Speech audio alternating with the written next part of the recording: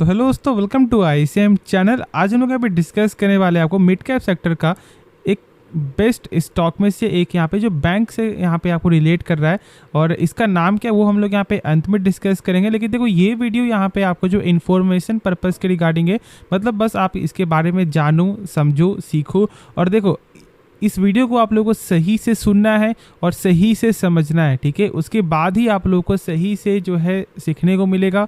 और बाकी जो डाउट बचेगा वो आप कमेंट में ज़रूर से पूछना। तो मैं अभी बता दूं कि बाई होल्ड सेल के मामले में खुद से आपको लेना है फैसला, लेकिन जो जो कंपनी का खास है वो हम लोग यहाँ पे डिस्कस करेंगे। तो चलो फिर स्टार्ट करते हैं। देखो, सबसे पहले यहाँ पे हम लोग आपको क्या जानने वाले हैं कि ये जो स्टॉक जो है, ठीक है, इसका खास बात क्या है। तो इसका है एनपीए। एनपीए यहाँ पे आपको 0.74% यहाँ पे दिखाई दे रहा है, जो यहाँ पे लगातार कम होते हुए दिखाई दे रहा है। तो ये पहले एनपीए क्या होता है, देखो एनपीए का यहाँ पे बेसिक रूल ही आपको होता है कि जैसे कि बैड लोन, मान लो कि जब बैंक लोन देती है और जब उनका पैसा यहाँ पे रिटर्न नहीं आता है कस्टमर के द्वारा, तो मतलब कि बैंक का पैसा यहाँ पे फंस चुका है, ठीक है। और यही जो फंसा हुआ पैसा है ना, ये बहुत कम होना चाहिए। यदि ये कम आपको नहीं होता है तो फिर क्या होता है कि मतलब बैड लोन यहाँ पे लगातार बढ़ रहा है, मतलब कि कंपनी डूब रही है, बैंक यहाँ पे डूब रही है। और मेन बैंक का डूबने का कारण यहाँ पे यही होता है एनपीए। तो इसलिए जिस बैंक का एनपीए आपको 3% से यहाँ पे कम दिखाई दे रहा है और जब लगातार कम हो रहा है ना, तो फोकस करना यहाँ पे आपको चाहिए, फोकस इसके बारे में सीखना चाहिए। और ये मिड कैप का स्टॉक है। देखो, मैं पहले ही बता दूं कि ये मिड कैप से यहाँ पे बिलोंग करता है, मतलब कि यहाँ पे आपको जो वोलेटिलिटी होते हुए दिखाई देगा, अप्स एंड डाउन यहाँ पे होते हुए दिखाई देगा। ऐसा नहीं होगा कि हाँ भाई यहाँ पे स्टॉक एक तरफा ऐसे ऊपर जा रहा है, ऊपर तो जाएगा लेकिन बीच में यहाँ पे अप्स एंड डाउन ऐसे ऐसे यहाँ पे ऊपर करते हुए दिखाई देगा। तो इस बात को यहाँ पे सही से समझना। और देखो, यहाँ पे रिस्क मैनेजमेंट को कभी नहीं भूलना, हमेशा ज़्यादातर फोकस करना आपको यहाँ पे लार्ज कैप स्टॉक को, मिड कैप को थोड़ा सी कम क्वांटिटीज लेकर। मतलब कि मान लो कि यदि आपके पास 1 लाख रुपया है तो चलो फिर आप यहाँ 20,000 रुपया मिड कैप में लगा सकते हो। लेकिन ऐसा कभी मत करना कि 1 लाख का जो है पैसा वो 1 लाख डायरेक्ट मिड कैप में ही लगा लो। तो ये मेरे हिसाब से सही तरीका नहीं है इन्वेस्टमेंट करने का। अब देखो, इसके बारे में मैंने बताया कि हाँ यहाँ पे एनपीए अच्छा है, लेकिन बस यहाँ पे क्या हम लोग आपको यही एक टर्म को देखकर स्टॉक को बाई करना चाहिए, तो ऐसा नहीं है। बहुत सारे कुछ और भी टर्म है और हम लोग इसका टेक्निकल भी डिस्कस करेंगे। तो चलो फिर हम लोग सही से समझते हैं। तो अब यहाँ पे देखो, एक टर्म और आपका आता है जिसे हम लोग बोलते हैं यहाँ पे CAR, यानी कैपिटल एडिक्वेसी रेशियो। और इसका मतलब होता है कि यदि मान लो कोई भी बैंक का बैड लोन, मतलब यहाँ पे एनपीए यदि आपको लगातार बढ़ रहा है, तो क्या उनके पास कुछ बैकअप में पैसा है।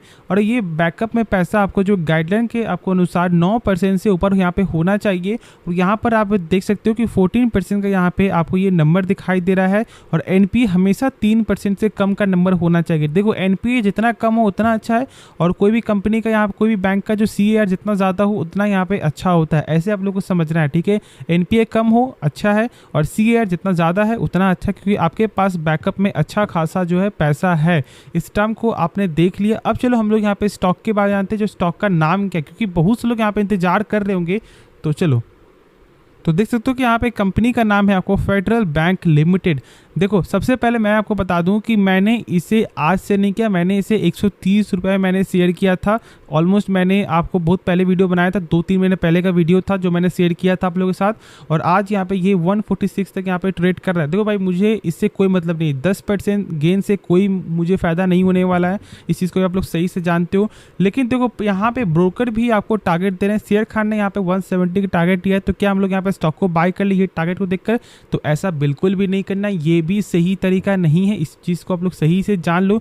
अब देखो, यहाँ पर आप लोग पहले देखो 5 साल का रिटर्न 98% का रिटर्न, और ग्रोथ देखो पहले यहाँ पे 5 साल का कंटिन्यूअस यहाँ पे ग्रोथ है। मतलब ऐसा नहीं लग रहा कि ये भाई मिड कैप का स्टॉक है, ठीक है। देख सकते हो कि यहाँ पे एक समान ही आपको ऊपर ये जाते हुए दिखाई दे रहा है।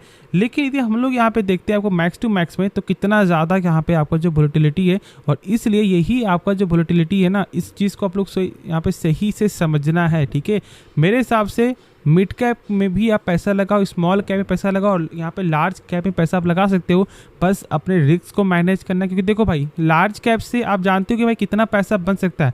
ऐसा नहीं होगा कि हाँ भाई आप पैसा आज लगा रहे हो तो 1 साल बाद पैसा यहाँ पे डबल हो जाए, बहुत कम चांस है ऐसा। लेकिन स्मॉल कैप और मिड कैप में हम लोग ऐसा बोल सकते हैं कि शायद यहाँ पे पॉसिबिलिटी ज़्यादा है, क्योंकि कंपनी उस तरह से यहाँ पे ग्रोथ नहीं किया। देखो, बहुत से लोग यहाँ पे पेनी स्टॉक को समझते हैं स्मॉल कैप, ऐसा नहीं होता। देखो, पेनी स्टॉक का मतलब क्या है कि जो कंपनी का भाव कुछ और था और वो आज यहाँ पे चमन्नी के भाव में ट्रेड कर रहा है, मतलब कि हो सकता है शायद दाम हो 100 रुपया और आज यहाँ पे ट्रेड कर रहा है 1 रुपया में, तो हम लोग क्या सोचते हैं कि यार चलो भाई यहाँ पे 100 रुपया का जो स्टॉक था वो आज चमन्नी के भाव में ट्रेड कर रहा है, तो हम लोग इसके बारे में सोच सकते हैं। तो इसलिए रिस्क तो यहाँ पे ज़्यादा होता है, लेकिन स्मॉल कैप ऐसा नहीं होता। छोटी कंपनी होती है, थोड़ा सा रिस्क ज़्यादा होता है, लेकिन ग्रोथ का अपॉर्चुनिटी यहाँ पे ज़्यादा होता है। तो इस चीज़ को सही से समझो। स्मॉल कैप और पेनी में बहुत ज़्यादा यहाँ पे डिफरेंस है, जो आप लोग सही से नहीं समझ पाते हो। तो ऐसा बिल्कुल भी आप लोगों को नहीं समझना है, ठीक है। जो मैंने समझाया उस चीज़ को आप लोग सही से पहले समझ लो। अब देखो, जो हम लोग यहाँ पे ट्रेडिंग व्यू से यदि हम लोग एक बार इसका टेक्निकल देख ले आपको, तो देखो टेक्निकल में मुझे यहाँ पे साफ तौर से एक ही नज़र क्या आता है कि यहाँ पर एक आपको अच्छा जो ट्रेंड लाइन सपोर्ट बनते हुए दिखाई दे रहा है। जैसे देखो मैं सामने आपके साथ यहाँ पे ड्रॉ कर रहा हूँ, ये यहाँ पे आपका देख सकते हो कि एक सेकेंड थोड़ा सा यहाँ पे टाइम मुझे दे दो। देखो ये देख रहे हो ना, ये ट्रेंड लाइन यहाँ पे सपोर्ट मुझे यहाँ पे नज़र आ रहा है। तो मेरे हिसाब से आप लोगों को इस लेवल को भी ज़रूर से कंसीडर करना चाहिए यदि आप ट्रेडिंग पर्पस के बारे में जो इसे सोचोगे, लेकिन हमेशा लॉन्ग टर्म पर्पस से ही जाना मेरे हिसाब से। क्योंकि देखो भाई एनपीए लगातार कम होते हुए दिखाई दे रहा है, जो हम लोग यहाँ पे चाहिए। तो इस चीज़ को भी आप लोग को सही से समझना है। बाकी जो डाउट बचे वो आप कमेंट में ज़रूर से पूछो। तो होप आपको ये वीडियो पसंद आया होगा, तो आप इस वीडियो को लाइक करना, इस चैनल को आप लोग सब्सक्राइब करना। तो मिलते हैं नेक्स्ट वीडियो में, तो तब तक के लिए धन्यवाद।